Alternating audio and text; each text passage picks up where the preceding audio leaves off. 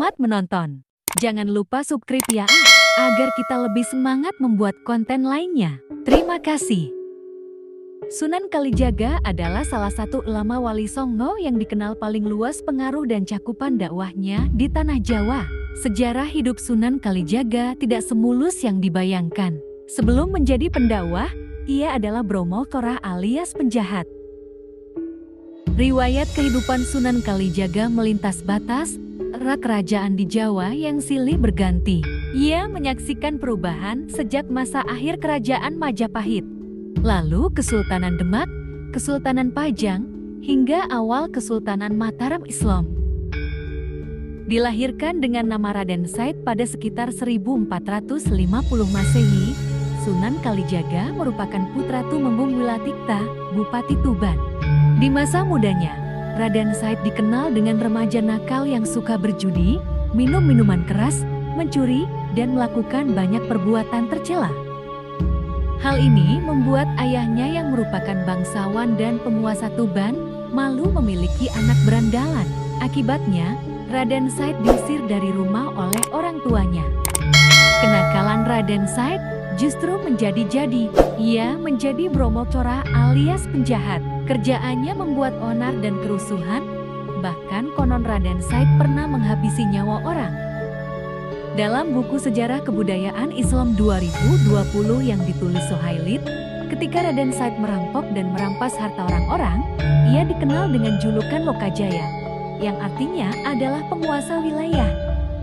Suatu waktu, Raden Said kena batunya.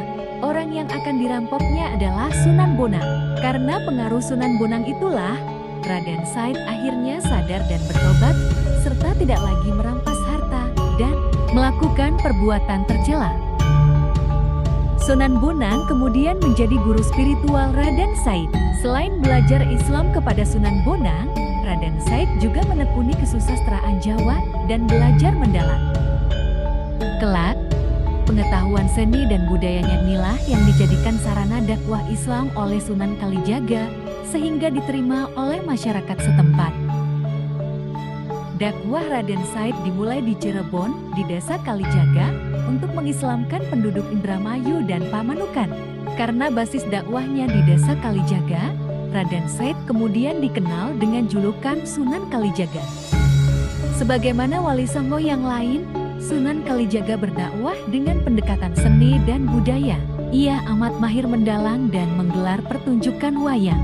Sebagai dalang, ia dikenal dengan julukan Kidalang Sidabranti, Kidalang Bangkok, Kidalang Kumendung, atau Ki Unahan. Berbeda dengan pertunjukan wayang lainnya, Sunan Kalijaga tidak mematok tarif bagi yang ingin menyaksikan pertunjukan beliau, melainkan cukup dengan menyebut kalimosodo atau 2 kalimat syahadat sebagai tiket masuknya. Dengan begitu, orang-orang yang menyaksikan pertunjukan wayang Sunan Kalijaga sudah masuk Islam. Berkat kelihayan Sunan Kalijaga berbaur, lambat laun masyarakat setempat mengenal Islam pelan-pelan dan mulai menjalankan syariat Islam. Dalam pertunjukannya, terdapat banyak lakon di gubah Sunan Kalijaga yang diadaptasi dari naskah kuno. Yang paling digemari adalah lakon Dewa Ruci, Layang Kalimasada, lakon Petruk Jadi Raja, dan lain sebagainya. Tidak hanya itu, Sunan Kalijaga juga menambahkan karakter-karakter baru seperti Punakawan yang terdiri atas Semar, Bagong, Petruk, dan Gareng. Selain menggelar pertunjukan wayang, Sunan Kalijaga juga mengubah tembang-tembang yang syarat dengan muatan keislaman seperti Kidung Rumaksa Iwangi, Ilir-ilir, dan lain sebagainya. Dalam buku Atlas Wali Songo 2016, Agus Sunyoto menuliskan bahwa selain sebagai dalang dan penggubah tembang, Sunan Kalijaga juga berkreasi sebagai seniman dan penari topeng, perancang pakaian, perajin alat-alat pertanian, hingga penasihat sultan dan kepala-kepala daerah di masa itu. Sunan Kalijaga disebutkan memiliki beberapa istri, antara lain Dewi Saroh, Syarifah atau Siti Zanab, dan Ratu Katno Kediri. Dewi Saroh adalah putri Maulana Ishak, sedangkan Ratu Kano merupakan putri dari Kerajaan Kediri. Mengenai Siti Zanab yang dinikahi Sunan Kalijaga, ada beberapa versi terkait sosok ini. Mohd Faisal Harun melalui buku berjudul Tasawuf dan Tarekat. Sejarah perkembangan dan alirannya dimulai 2015, misalnya, menyebutkan bahwa Siti Zainab adalah adik dari Sunan Gunung Jati.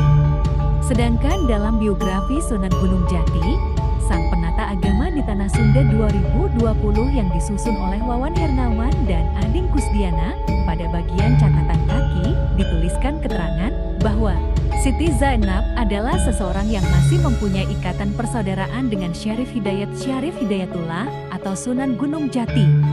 Di buku yang sama dengan bersumber dari Babat Cirebon mengutip Purwaka, Caruban Nagari, diungkapkan versi yang berbeda lagi, yakni Sunan Kalijaga menikah dengan Ratu Winahan yang disebutkan sebagai putri Sunan Gunung Jati, meskipun pada akhirnya bercerai.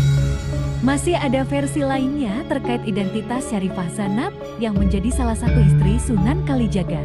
F. Taufik El-Jakwen dalam buku Demak Bintoro. Kerajaan Islam pertama di Jawa dari kejayaan hingga keruntuhan 2020 dan beberapa referensi lainnya menuliskan bahwa Syarifah Zainab adalah putri dari Syekh Siti Jenar. Sunan Kalijaga memiliki beberapa anak, di antaranya adalah Wati Suara atau Sunan Penggung dan Sunan Muria. Kedua anaknya itu melanjutkan dakwah yang dirintis Sunan Kalijaga. Tidak ada catatan pasti yang menyebutkan kapan Sunan Kalijaga meninggal dunia. Makamnya terletak di Desa Kadilangu, kira-kira berjarak 3 km dari Masjid Agung Demak.